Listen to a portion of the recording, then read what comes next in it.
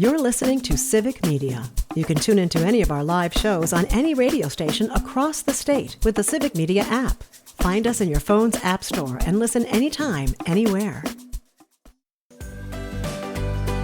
Good morning. Welcome back to Matt and Air on Air. My name is Greg Bach, sitting in for Jane Mattinair, who is on vacation. We'll be back before you know it. If you'd like to join us today, give us a call. So there's a text. It's the same number. It's 855-752-4842, 855-75-CIVIC. Leave a comment on the live stream, for we are streaming on Facebook, YouTube, and the site we still call Twitter. We have a jam-packed show for you today. At 9:35, Andrew Watkins is a New York Times best-selling author, as well as the creator of a Substack called For Such Times as This. And she will be joining us again today. She's our monthly guest, talking about the influence of Christian nationalism, white Christian nationalism. She is a survivor of a white Christian nationalist community, and she joins our show to give us a really deep dive and an insight into that world, and not only about what to know, but how to spot it in our halls of power. So she will be with us at 9:35. At 10:06 in our second hour, Rick Reed is an economics professor from Fox Valley Technical College. He joins us as well every quarter or so, when we need him, and we need him. He reached out to us about being on the show today. We're going to be talking about President Trump's attempts to bully the Fed Chair Jerome Powell, why this is the fact, and why this doesn't help America with the intentions that Donald Trump seeks with regard to trying to force the Fed to make America look better again. That's going to be at 10:06. And then at 10:35, because she's taking some time off, Brittany Merlot is going to be joining us with Weather and Wine. So Weather and Wine early Wednesday. We're going to get an update on the weather for this weekend up into next week, as well as discuss a nifty tool. I said nifty, that's right. A nifty tool that's from NOAA that just helps us with flood inundation a warning. And it'll be a great discussion with Brittany. And then, of course, at 10:52, we end the show as we always do with This Shouldn't Be a Thing. Today it is Get Your Wands Out, the Dumpus Eliminatus edition. So you don't want to go anywhere. This is going to be a packed show. Lots going on. First, before we get anywhere, I want to introduce the board lord, Captain Slide. I mean, General. I'm gonna promote you as of today. You're now General Slide. It's Calvin Butenhoff on the boards, everybody. Hi, Greg. Hi. How are you?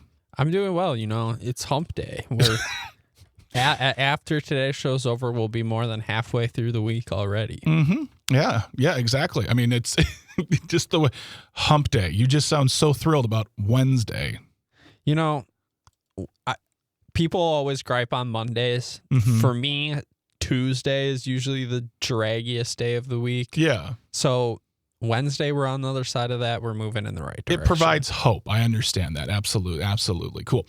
Well, Calvin will be with us the entire show. I hope you stick with us the entire show. I'm very excited about what we're going to be talking about today. And before we kick it off into giving you the exact article that we're going to be discussing this morning as part of our syllabus. That's right. I just stole that from Jim Santel. Take it. I'm going to read a quote. And I want you folks to think about who you think may have said this. I know you're going to get this in one singular guess, but I want you to think about this. Quote goes like this: I've been watching over the course of the past several weeks as my Democratic colleagues have been talking about what they would like to accomplish this fall, and the vast majority of things they'll be introducing are repealing some good things that we have done. They are not really focusing on the future. They are continuing to obsess about the past and the good work that we have done. Unlike our Democratic colleagues, we really look forward to. We were looking at the issues that are important to the entire state of Wisconsin. I believe we have. The gentleman who has said that statement has entered the chat. Calvin, do you have his theme music? Yes, that was Assembly Speaker Robin Vos in a new article from the Wisconsin Examiner. Baylor Spears with the byline came out this morning. Assembly Republicans announced scattered package of education bills and task force. Wow, task force is hard to discuss words on a Wednesday. But yesterday there was a press conference with Robin Vos. There is a picture. I will put this article in the show notes, and I can guarantee you that the people behind him seem like they want to be anywhere but in front of that press briefing.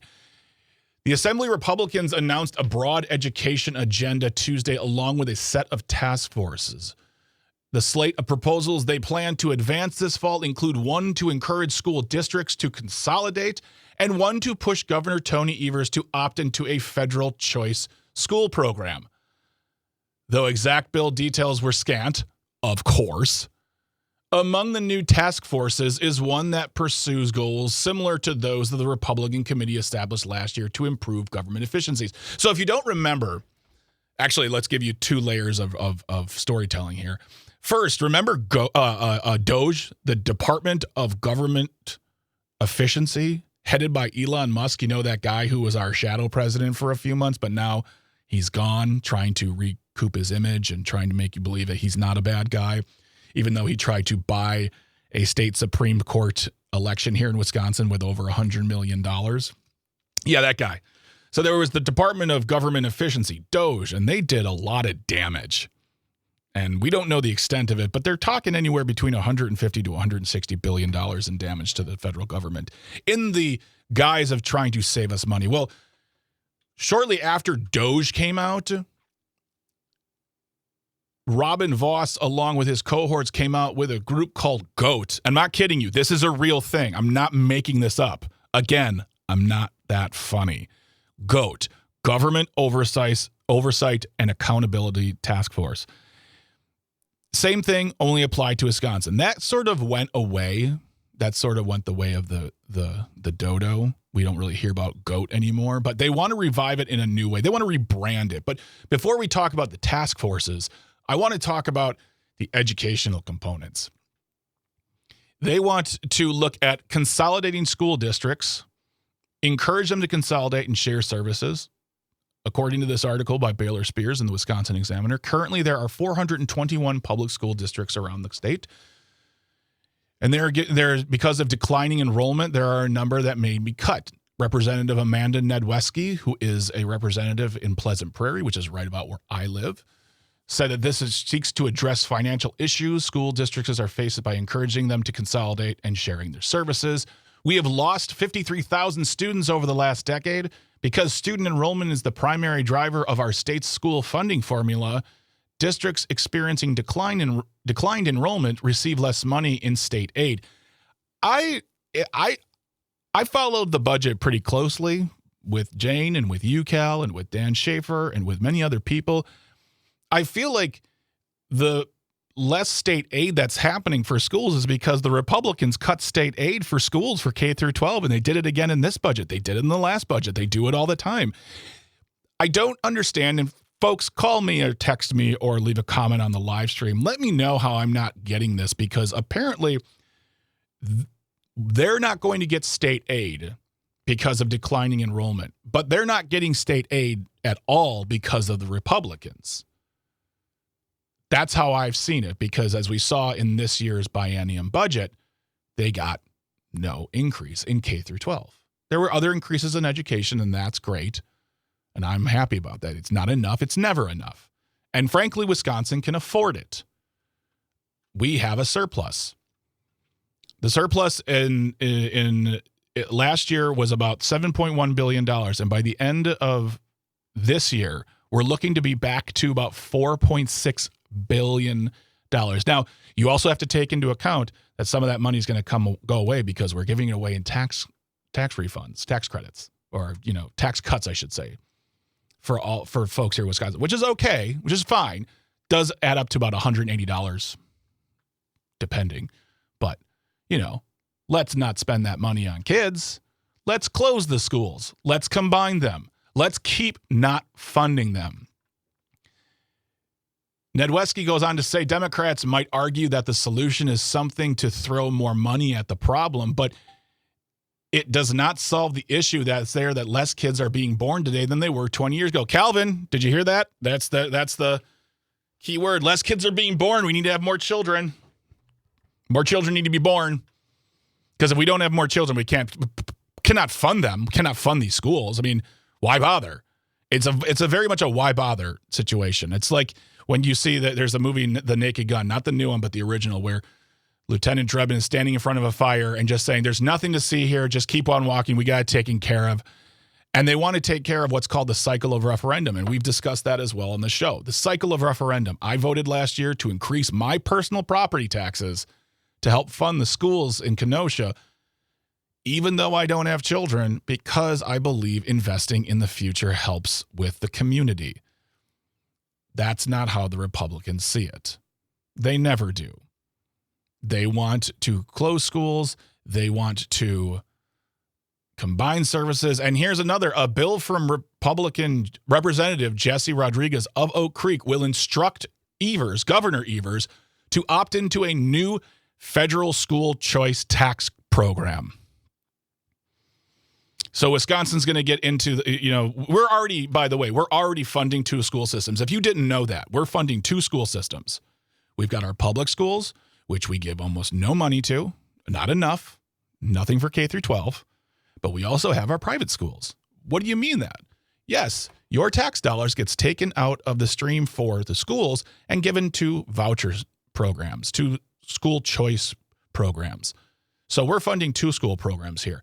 Now, according to Representative Rodriguez, he wants to instruct Evers to opt into a new federal choice program. Gene on the Gene on the line is calling from Eau Claire. Gene, what do you say? How are you doing this morning? I'll bet you are fired up and gosh darn it, not happy about it. Good guess.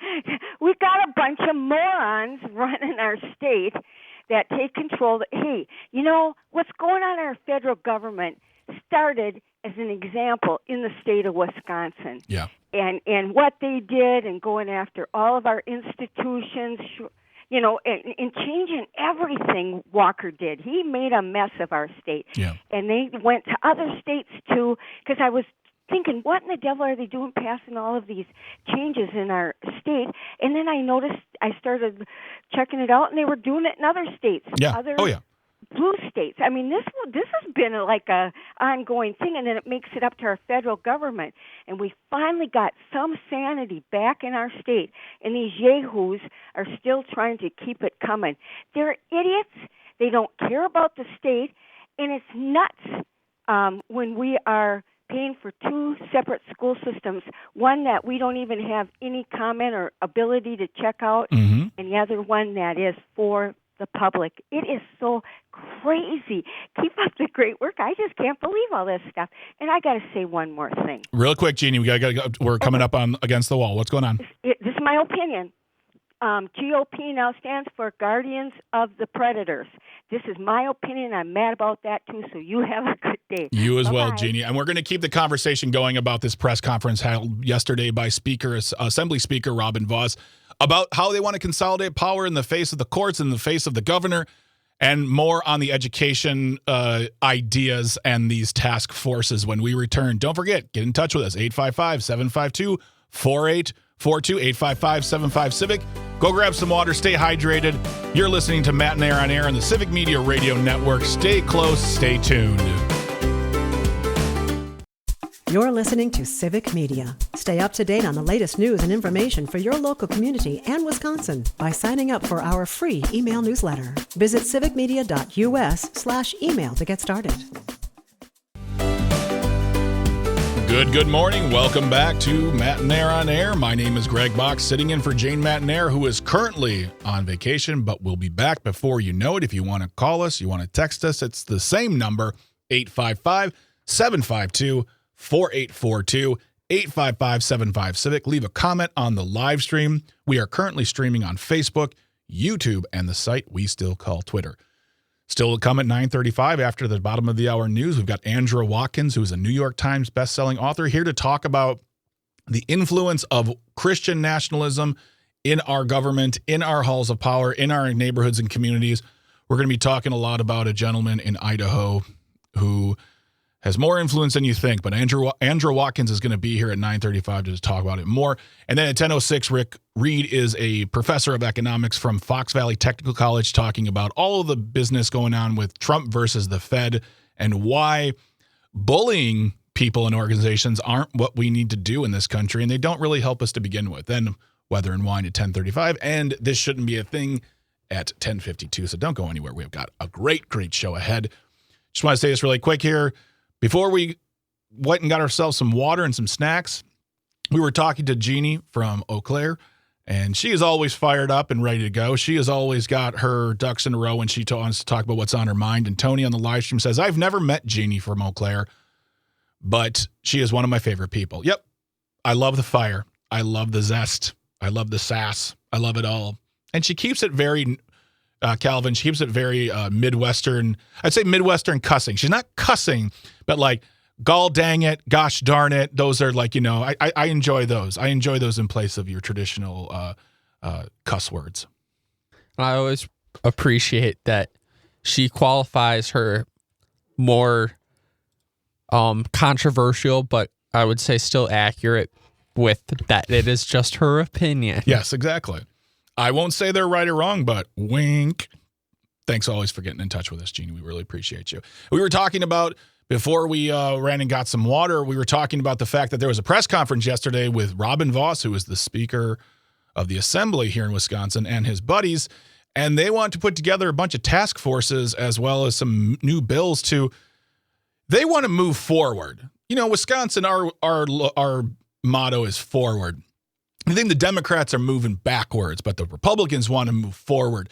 They want to move forward with somehow defunding our schools even more by closing them down and consolidating them. And I'm sure they've got their eyes locked on Madison and MPS because they love those school districts.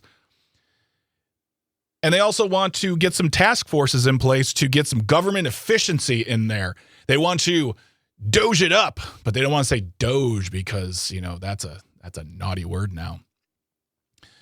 I don't know what to say to it other than you say you're moving forward, but what you're really doing is you are trying to take us backwards because one of your task forces looks at the rulemaking process and how to rework that. It's the top one they talk about. It's the rulemaking process.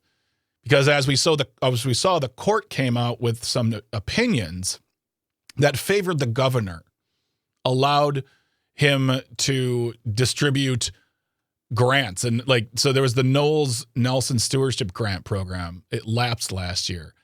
And they want to bring this back. It's a popular thing. This is not a partisan, deeply divided thing. It's a very popular grant.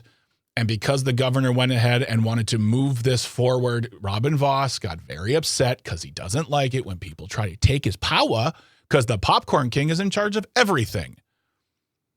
So they want to look at the rulemaking process and see about, what can they do as always to get their power back. They don't really care about you. They don't care about the people. As Jeannie says, they don't care about the people. They care about their power. And they should really watch it too, because next year is an election. And if they keep doing things like this, I don't have time to go into all the task forces, and maybe we'll talk more about this tomorrow because frankly, I feel like we should all know more about these task forces. But they want to bring in an efficiency task force, much like their failed GOAT, which is an offshoot of Doge. But they also want to look. It's called the Federal Department. The Government Oversight and Accountability Transparency Committee. That was the original. That was GOAT, and they want to revamp it. But they also want to see how they can create efficiencies with the government using AI. And I just want to make something very clear before we go to the bottom of the hour news. This is 2025. Next year is 2026. That's going to be their year where they're not going to do a lot. They want to ram these bills through and get these task force started. They need to have them up and running by the end of the year because their session ends soon, ends after October, and then next year is their 10-month holiday year. We are the ones who work a little bit faster in the assembly, but an awful lot of these become law because of our partnership with the state Senate. I'm extremely confident by February, when we adjourn, we will produce a good package of bills we can all stand behind. They can stand behind because they don't want to stand in front and take the blame for what they're doing to Wisconsin. Remember, next year is the 10-month vacation. They will be until February. They will do their business, and they'll be walking around Wisconsin. And they're going to try to hurt our schools. They're going to try to hurt our kids. They're going to try to consolidate their powers so the governor has nothing. And I'm tired of it. Remember, next year is an election year. myvote.wi.gov to find out who represents you. Talk to them, tell them what you think about the job they're doing, and remember to keep up with who's running in your districts, because your voting is your voice. We're going to keep talking. We're going to talk to Andrew Watkins next, best-selling author, New York Times, talking about white Christian nationalism in our halls of power and in our communities. Don't go anywhere. Have yourself a break. Have yourself a snack. You're listening to Matt and Air on Air on the Civic Media Radio Network. Stay close. Stay tuned.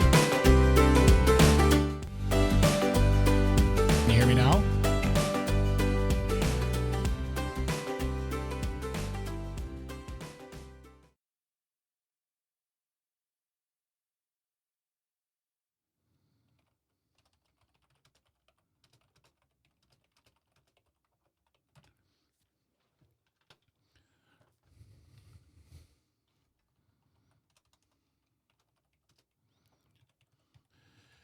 Good morning. Welcome back to Matt and Air on Air. My name is Greg Bach, sitting in for Jane Matt and Air, and you are back with us, and we're happy to have you. If you want to call or text, get us on your phone. It's the same number, 855-752-4842, 855-75-CIVIC. You can also leave a comment on the live stream. We are on Facebook, YouTube, and the platform we still call Twitter. We are waiting. We have Andrew Watkins here. We're working through a few technical difficulties. No big deal. We will have her on before we know it. And we are going to talk about Christian nationalism, white Christian nationalism. She is a survivor of a Christian nationalist community. She is also a New York Times bestselling author, as well as the author and creator of the Substack For Such a Time as This. If you want to get that in your life, subscribe, go to Substack and find that out, and we can absolutely get you in touch. We've got Andra on the phone right now. Andra, thank you so much for being here. We appreciate you. I'm going to try an experiment here. I'm going to bring you in, and we can see. There we go. We got both mediums. You're on the live stream, but we also got you on the phone. Thank you so much. I appreciate you so much. Oh, well, I'm sorry. Usually I can fix that really quickly, and for some reason today it just did not work. But anyway, we're here, so it's good to see you, Greg. It's great to see you as well. I really appreciate your time. And I want to, before we get into anything, I want to kick this off with a video clip. And it's something I sent to you. And when you email back, you're like, oh, I know this guy. I know all about him. I'm familiar with his whole milieu. So before we talk, let's play the clip, Calvin. We've actually got the clip in two pieces. I want to play the first part now. It's a little bit longer, about a minute and a half. But after we're done, we're going to talk about this man, who he is, and what I want to say stands for, but I don't like that phrase because it just feels more bold and honorific. But Calvin, please play that clip for us. Working journalist, and I'm a mom of 3. The kind of people that people come out of. So you just think they're meant to have babies? That's it. They're just a vessel. No, it doesn't take any talent to simply reproduce biologically. The wife and mother, who is the chief executive of the home, is entrusted with 3 or 4 or 5 eternal souls. I'm here as a working journalist, and I'm a mom of 3. Good for you. Is that an issue for you? No, it's not automatically an issue. Christ Church senior pastor Doug Wilson is the leader of a Christian nationalist movement that believes in a patriarchal society where men are dominant and women are expected to submit to their husbands. Josh and Amy Prince, along with their 4 kids, moved from Washington State to Moscow, Idaho, where Wilson's movement is based. Do you see Amy as your equal? Yes and no. In the sense that we're both saved by grace, we're absolutely on equal footing. But we have very different purposes, God-given. But do you see yourself as the head of the household, as the man? He is the head of our household. Yes, and I do submit to him. So, like, moving here was ultimately your decision. Yes. That's a great example. Wilson says in his vision of a Christian society, women as individuals shouldn't be able to vote. His fellow pastors, Jared Longshore and Toby Sumter, agree. In my ideal society, we would vote as households. And I would ordinarily be the one that would cast the vote, but I would cast the vote having discussed it with my household. But what if your wife doesn't want to vote for the same person as you? Right. Well, then that's a great opportunity for a good discussion. There are some who have gone so far as to say that they want the 19th Amendment repealed. I would support that. And I'd support it on the basis that the atomization that comes with our current system is not good for humans. Okay, well, there was a lot to unpack there. Here's the thing. I just want to give so as I said before, Andrew Watkins is a survivor of a white Christian nationalist community. I am not. I was raised Catholic, the laziest of the Christians, if you ask me. So this, for me, whenever I hear it, is always the blood boiling, the skin curdling. Everything about it makes me so mad and shocked and all these. But for you, Andra, this is, of course. Yeah, I mean, I did not grow up in a church that is as extreme as Doug Wilson's is, shockingly. You know, Doug Wilson is a dominionist, Christian nationalist, and I talk a lot about the three sects of Christian nationalism. So there's the Baptist, Protestant, Presbyterian sect. There's the Dominionist sect, which is charismatic Pentecostal based. And then there's Opus Dei Catholicism, which you obviously didn't have any exposure to when you were growing up. So Doug Wilson is in the Dominionist Christian persuasion of this. And he is a very radicalized extremist in the sense that he believes only men should lead.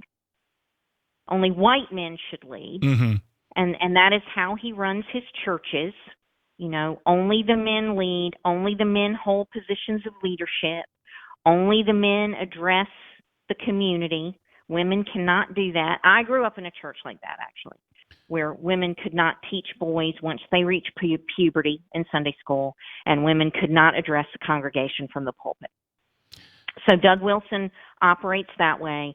He, obviously believes that women belong in the home, being mothers and submitting to men, and believes that men should make the decisions about society, who's going to lead society, and how we're going to govern society. So for those who's joined us maybe mid-conversation, because PJ on the live stream said, what the H did I just hear? That was a gentleman named Doug Wilson, who's a pastor in Idaho, along with parishioners, other pastors. I don't even like using the word pastor. I know pastors. They're good people. This guy is not, in my opinion. That's my opinion. Like Jeannie from Eau Claire says, just my opinion. But for an outsider, which is what I am from this world, what I did hear though was the polish, the soft side of it all. The women are the chief executives of the home. Really quick, Andra, as you are a woman and you are part of this group, what is the pay structure to be the chief executive of the home? 0. Okay, cool. Just want to make sure. And the way they put it out there is just so like, this is about family and work. And my husband is the head of the house, and I submit to him. And if we only have one vote, we will talk about it. When really that's all a lie. Women are subject to the men. Men make the decisions. Women can think they have positions of power in the home, but really they are about not being talented by having babies, lots of babies, and doing whatever their community and their husbands tell them to do. I mean, that's the more real version of this very polished, very, very, this interview they did where they knew exactly who they were talking to and what they needed to say to make themselves look well-adjusted and normal. Right, and in groups among themselves, you can find video of Doug Wilson saying things like, if a man has sex with his wife and she doesn't want to have it, that's not rape. Marital rape doesn't happen to Doug Wilson and in his church, because it is always a woman's job to service her husband whenever he wants it. That is part of submitting to your husband. So therefore, marital rape can never happen. So he'll say more extreme things like that amongst his own community or amongst friendly ears. But when he gets in front of someone from CNN, he polishes it up to making his wife chattel by calling her the chief executive of the home. But really what these men believe is that their women, their wives, and their children are their property. And that is what they want to have happen. But I've seen the videos too, even in the, and by the way, if you're just joining us, we are on Matt and Air on Air, Civic Media Radio Network, talking to the wonderful Andrea Watkins, New York Times bestselling artist and author, and the creator of the Substack For Such a Time as This.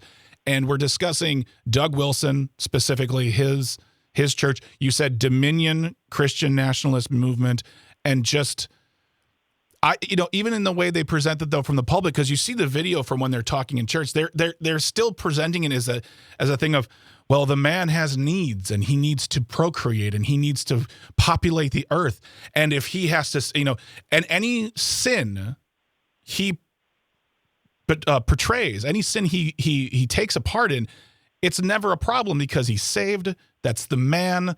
He's the head. There's pressures. We have, Andrea, I don't know if you know, I'm a man. I have things I need to do, and apparently it's do whatever I want in spite of what my wife thinks. And I'm sorry if she has a problem with that, but I'm a man. Forgive me. Calvin had a question for you though, Andrea. I just want to make that point real clear. Yeah, I guess my question, and this might be an impossible question to answer. It's kind of like a chicken or the egg type of deal. But how much of this is a genuine belief that this is revelation from God and this is a good faith interpretation of Scripture versus a justification for the perverse form of control they desire? It's the latter, 100%. Yeah. So, this is absolutely, these men think that they have a handle on the one true God. The way they portray God, vengeful, angry, Old Testament God, is who they worship. That's the one true God, and they are that one true God's representatives on earth. And since, the one true God doesn't come down here and tell us what the one true God means with anything, the one true God has picked these men to represent the one true God. I don't assign sex to God. That's just too, Whoa, Andrea Watkins is woke here. My goodness. So, that's what they believe. So they believe they're God's representatives on earth, and so whatever they say, they're making themselves God. Mm-hmm. They're violating the second commandment of the Ten Commandments by making themselves gods. But they can't even quote all the Ten Commandments anyway. So what does it matter? This is a question that this is just for more of a play around for the three of us here. So when you talk about a vengeful Old Testament God, my friends who study the Old Testament and live their lives by the Old Testament are Jewish, and they don't invoke a vengeful, spitey, mean-spirited, commanding God of the... Granted, there are sects of Judaism that says men are the household, but I have friends who are Jewish who do not view the Old Testament the same way these men do. And also, is there a point where they can just pull Jesus out of that equation? They've put such a price on being saved as Jesus as your Lord and Savior, but Jesus's word was about love and service and community and inclusion and happiness and loving God. He is the head of everything. He is my dad. Worship him. But his viewpoint, Jesus' viewpoint, has become a little too loving and liberal and woke for them. So is there a point where they could actually say, we don't really need Jesus? He's not important right now. In fact, before you answer that, we gotta run to get some snacks and get some water. So we're going to come back, and I want you to think about that. The quote, evolution of the church. If they just like a smitey God, is that all they need? Do they no longer need Jesus? We're going to talk to Andrea Watkins about that. When we come back, we're going to grab some snacks, grab some water. Don't go anywhere. We're having a great talk. Andrea is a New York Times bestselling author and the creator of For Such a Time as This on Substack. Subscribe now. Get her in your life. She's fantastic. You're listening to Matt and Air on the Civic Media Radio Network. Stay close. Stay tuned. You're listening to Civic Media. Find the latest news, information, and archives of all your favorite shows on the Civic Media website, civicmedia.us. Welcome back to Matt and Air. My name is Greg Bach, sitting in for Jane Matnair, who's currently resting, currently vacating away, but will be back before you know it. She just texted me. She misses you, and she loves you. She'll be back sooner than you know it. I'm Greg Bach sitting in for the rest of the week. I got Calvin Butenhoff on the boards here, Sweet Cal B, also known as the Board Lord. And we are talking to Andrea Watkins, who is a New York Times best-selling author. I always like saying that. It just sounds so fancy. Like I'm around fancy people when I say that. Not just the readers, but an author. Also, creator of the Substack For Such a Time as This. She is a survivor of a white Christian nationalist community, and she comes on the show every month to talk about her experience and also talk about what we need to be on the lookout for, because this is not just about communities in Idaho that are fringe in the forest or doing their thing away from influence. They're very much in the halls of power, and we're going to talk about that in a moment. But before we went to grab some snacks, Andrea, I asked a question really quick, and all religion evolves. People evolve the Bible how they want, and the cornerstone was always, as long as Jesus is your Lord and Savior, you are saved, you've given yourself up to being saved, that's what you need. But what we've also seen is, I don't even want to say a perversion of Jesus' message, because it's just an all-encompassing forgetting, just a swiping away of the love, inclusion, acceptance, and, doing good for others and community. So my question is, for a group who loves smitey Old Testament God, is there a way that they can just take Jesus out of the equation or make him tougher and say, well, when he made those loaves and fishes, he didn't want everyone to eat them. He said, eat if you want, but you don't have to, because a real Christian doesn't need to eat. You know what I'm saying? It's like, it just feels so weird that Jesus' central message is being erased. Well, Doug Wilson has written a whole book about the sin of empathy. Of course he has. He's written a whole book about how bad empathy is for humanity. So there are a number of people in that world who decry empathy. But I like to say that Christian nationalists use Jesus Christ as a fire escape. Okay. So, we escape hell, and then they don't really ever talk about Jesus again in any meaningful way. They are all about vengeful, angry, smitey Old Testament God and inflicting as much Old Testament judgment on Americans and humanity as they possibly can. So it's not that they'll ever set Jesus Christ aside, even though some of them privately will say Jesus was a wimp. Yeah. And Jesus wasn't tough enough. And Jesus was too kind to people and whatever. And we need to be tougher. And we need to use, be what vengeful, angry Old Testament God said and stone people to death for, accusing a man of raping them and stuff like that. Yeah. We'd live in such a better world if that's what we had. So it really is this authoritarian mindset that gets baked into these churches that's been going on for 50 years, where they've all been trained to accept a dictator because all the pastors are mini dictators. Doug Wilson is a mini dictator. And so these churches run like dictatorships. And so, that's really more what it's about. These men have been able to replace God for their congregations and be God in the flesh. It would be easy to say, well, that sucks for the parishioners, but it really also it's terrible for them, and it's terrible for us as Americans, because Doug Wilson has a hold in the U.S. government by way of Secretary of War, Pete Hegseth. Yeah, Pete Hegseth found his church a number of years ago. He's, I think, sent his children to one of the schools that's attached to one of those churches. And so, he's speaking at the Pentagon sometimes, or his surrogates are, when he has his illegal prayer meetings and church meetings. So, these people are embedded in government now. And this kind of mentality is what's driving Pete Hegseth's purges of women from the military and firing women from leadership positions in the military. It's what's driving purging women from the Department of Defense. I refuse to call it what they want to call it. Yeah. So, that's part of it. It's Doug Wilson's mentality about where women belong.